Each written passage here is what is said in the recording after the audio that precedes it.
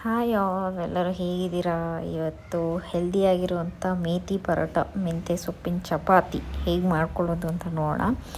ಈಸಿನೇ, normal chapati ಮಾಡ್ಕೊಳ್ಳೋದು, but ಇದಕ್ಕೆ ಒಂದು ಸ್ವಲ್ಪ ಮೆಂತ್ಯ ಸೊಪ್ಪು ಹಾಕ್ತಿದ್ದೀರ ಅಷ್ಟೇ.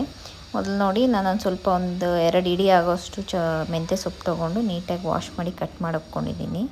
ಒಂದು ಬೌಲು ಮೈದಾ, ಒಂದು ಬೌಲು ಗೋಧಿ ಹಿಟ್ಟು, ಒಂಚೂರು ಕೊತ್ತಂಬರಿ, ಒಂಚೂರು ಹಸಿಮೆಣ್ಸಿನ್ಕಾಯಿ, ಬೇಕಿದ್ರೆ ಚಿಲ್ಲಿ ಪೌಡ್ರ್ ಹಾಕ್ಕೋಬೋದು. ಕಟ್ ಮಾಡಿ ಇಟ್ಕೊಂಡಿರೋವಂಥ ಮೆಂತ್ಯ ಸೊಪ್ಪು ಒಂದು ಸ್ವಲ್ಪ ವಾಮ್ ಹಾಕ್ಕೊಳ್ತಾ ಇದ್ದೀನಿ. ಒಂಚೂರು ಉಪ್ಪು ಹಾಕ್ಕೊಂಡು ಫಸ್ಟು ಸೊಪ್ಪಲ್ಲಿ ನೀರಿನ ಅಂಶ ಇರುತ್ತಲ್ಲ, ಅದನ್ನೇ ಚೆನ್ನಾಗಿ ನೀವು ಇಸ್ಕೋಬೇಕು. ಸೊ ಆಮೇಲೆ ಬೇಕಿದ್ರೆ ಒಂದು ಸ್ವಲ್ಪ ಹಾಕ್ಕೊಂಡು ನೀರು ಹಾಕ್ಕೋಬೋದು. ಫಸ್ಟೇ ನೀರು ಹಾಕ್ಕೊಂಡ್ರೆ ಸೊಪ್ಪಲ್ಲಿರೋ ನೀರು ಇದು ಸೇರಿ ತುಂಬ ನೀರು ಹೋಗುತ್ತೆ. ಒಂಚೂರು ಅರಿಶಿನ ಹಾಕ್ಕೊಳ್ತಾ ಇದ್ದೀನಿ ಕಲರ್ಗೆ, ಇಲ್ಲ ಹಂಗೆ ಬೇಕಿದ್ರೂ ಮಾಡ್ಕೋಬೋದು, ವೈಟಿಗಿರುತ್ತೆ.